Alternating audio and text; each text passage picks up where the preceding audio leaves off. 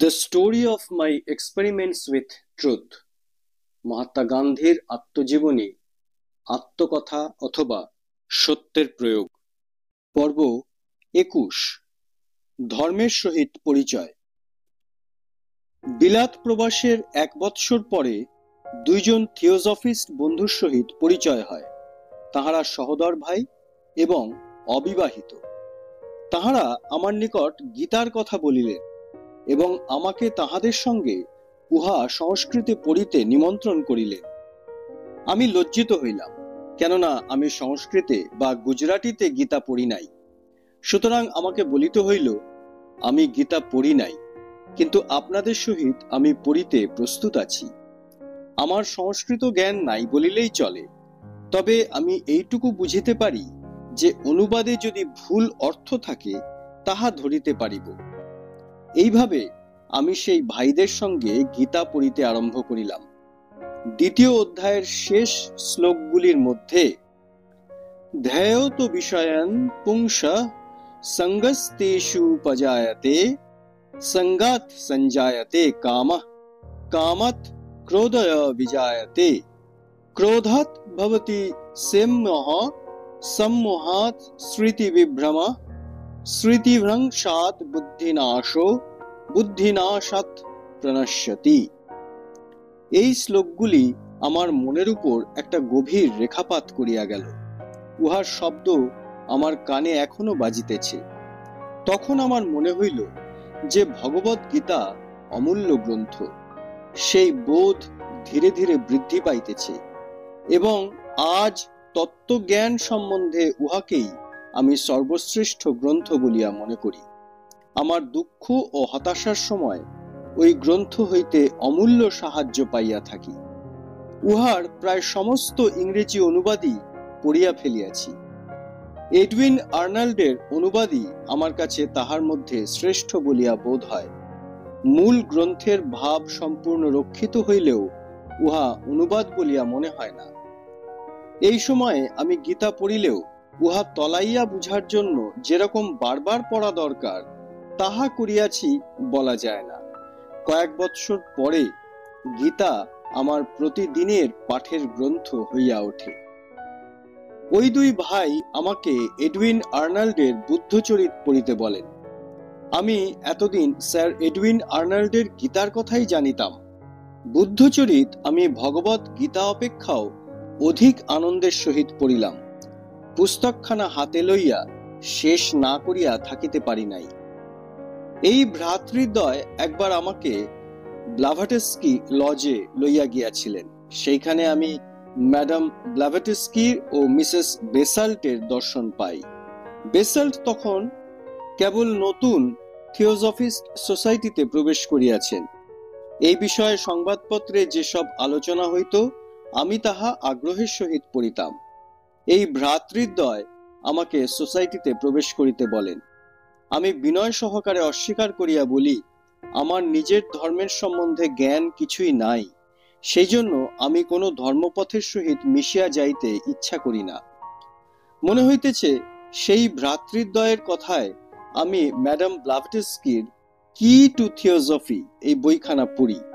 উহা হইতে হিন্দু ধর্ম বিষয়ক পুস্তক পড়িতে ইচ্ছা হয় এবং পাদ্রীদের কথা শুনিয়া হিন্দু ধর্ম কুসংস্কারে পূর্ণ বলিয়া যে বিশ্বাস জন্মিয়াছিল তাহা মন হইতে দূর হয়। এই সময় এক নিরামিষ ভোজনালয়ে ম্যানচেস্টার হইতে আগত এক সৎ খ্রিস্টানের সহিত আমার দেখা হইল। তিনি আমার সহিত খ্রিস্ট ধর্ম সম্বন্ধে কথা বলিলেন। আমি তাহার নিকট আমার রাজকোটের স্মৃতির বর্ণনা করি। শুনিয়া তিনি দুঃখিত হন। তিনি বলিলেন, আমি নিজে নিরামিষাহারী, মদ্যপানও করি না। অনেক খ্রিস্টান মাংসাহার করে, মদ্যপান করে, এ কথা ঠিক, কিন্তু ওই 2-এর একটাও খাওয়া ধর্মের আদেশ নহে। আপনাকে বাইবেল পাঠ করিতে বলি। তাহার পরামর্শ গ্রহণ করি। আমার মনে হইতেছে যে তিনি নিজেই বাইবেল বিক্রয় করিতেন এবং ম্যাপ ও অনুক্রমণিকা সহিত একখানা বাইবেল আমি তাহার নিকট হইতে ক্রয় করিয়াছিলাম। বাইবেল পড়িতে আরম্ভ করিলাম, কিন্তু ওল্ড টেস্টামেন্ট পড়িতেই পারিলাম না। জেনেসিস বা সৃষ্টি প্রকরণ পর্যন্ত পড়িয়াছিলাম বলিয়া মনে পড়ে। পড়িয়াছি একথা বলার জন্যই পড়িতে রস না পাইয়াও না বুঝিয়াও দ্বিতীয় প্রকরণ শেষ করিয়াছিলাম। নাম্বারস নামক প্রকরণ পড়িতে আমার ভালো লাগিত না, কিন্তু যখন নিউ টেস্টামেন্ট পর্যন্ত আসিয়া পৌঁছিলাম তখন মনের উপর অন্য প্রকার প্রভাব আসিয়া পড়িল। যিশুর সার্মন অব দ্য মাউন্ট একেবারে হৃদয়ে প্রবেশ করিল। তোমার কোটটি যদি কেহ চায় তবে র্যাপারটাও দিয়া দিও। তোমাকে যে এক গালে মারিবে অপর গালও তাহার দিকে বাড়াইয়া দিবে।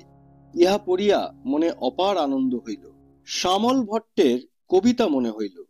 আমার তরুণ মন গীতা, আর্নল্ডের বুদ্ধচরিত ও যিশুর বাক্যসমূহের মধ্যে সমন্বয় খুঁজিয়া পাইল। ত্যাগেই ধর্ম, এ কথা মনে লাগিল। এই সকল পাঠ করার পর অপর ধর্মাচার্যদিগের জীবনী পড়িতে ইচ্ছা হয়। কোন বন্ধু কার্লাইয়ের বীর ও বীর পূজা এই বইখানা পড়িতে বলেন। উহা হইতে পয়গম্বরের সম্বন্ধে পড়িয়া মোহাম্মদের মহত্ব, বীরত্ব ও তাহার তপশ্চর্যার বিষয়ে জানিলাম।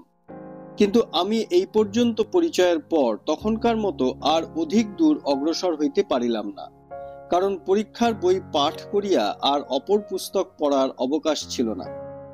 তবে আমি মনে মনে একথা ঠিক করিয়া রাখিলাম যে আমায় ধর্মপুস্তক পড়িতে হইবে এবং সমস্ত ধর্মের সঙ্গেই উপযুক্ত পরিচয় করিয়া লইতে হইবে। কিন্তু নাস্তিকতা সম্বন্ধেও কিছু না জানিলে চলে কেমন করিয়া? ব্রাডলের নাম ও তাহার তথাকথিত নাস্তিকতাবাদের কথা সকল ভারতবাসী জানিত। সেই জন্য ওই বিষয়ে কিছু পুস্তক পড়িলাম, নাম ভুলিয়া গিয়াছি। উহাতে আমার মনে কোনো দাগ পড়ে নাই। নাস্তিকতার সাহারা মরুভূমি আমি তখনই পার হইয়া গিয়াছি। মিসেস বেসাল্টের কথা তখন খুব আলোচিত হইত। তিনি নাস্তিকতা হইতে আস্তিকতায় আসিয়াছেন, এই কথাতেও আমার মন নাস্তিকতার প্রতি উদাসীন হইল। মিসেস বেসাল্টের আমি কেমন করিয়া থিওজফিস্ট হইলাম নামক পুস্তকখানা পড়িয়া ফেলিলাম। এই সময় ব্রাডলার দেহান্ত হয়। তাহার অন্ত্যেষ্টিক্রিয়া ও কিং নিষ্পন্ন হইল। আমি সেখানে উপস্থিত হইয়াছিলাম। আমার মনে হয় লন্ডন প্রবাসী সমস্ত ভারতবাসী গিয়াছিলেন। তাহার প্রতি সম্মান দেখাইবার জন্য কয়েকজন পাদ্রীও উপস্থিত হইয়াছিলেন। ফিরিবার সময় আমরা এক জায়গায় ট্রেনের জন্য অপেক্ষা করিতেছিলাম। সেই ভিড়ের মধ্য হইতে কোনো পালোয়ান নাস্তিক এই পাদ্রীদিগের মধ্যে একজনকে জেরা করিতে আরম্ভ করিল। কি মহাশয়, আপনি তো বলেন ঈশ্বর আছেন? সেই ভালো মানুষটি নিম্নস্বরে জবাব দিলেন, হ্যাঁ, আমি সত্যই তাহা বলি। তিনি হাসিলেন ও পাদ্রী অপেক্ষা ভালো বুঝেন এই ভাব দেখাইয়া বলিলেন, আচ্ছা, পৃথিবীর পরিধি 28,000 মাইল, তাহা আপনি স্বীকার করেন তো? অবশ্যই। তাহা হইলে বলুন, ঈশ্বরের শরীরটা কত বড় আর তিনি কোথায় বা থাকেন? আমরা যতটুকু জানি, আমাদের উভয়ের হৃদয়েই তিনি বাস করেন। আমাকে ছেলে বুলাইবেন না, এই কথা বলিয়া তিনি বিজয়ী যোদ্ধার ন্যায় আশেপাশে দৃষ্টিপাত করিলেন। পাদ্রী নম্রভাবে মৌন হইয়া রহিলেন। এই কথোপকথন হইতে নাস্তিকতার প্রতি আমার বিরুদ্ধ ভাব আরো বাড়িল।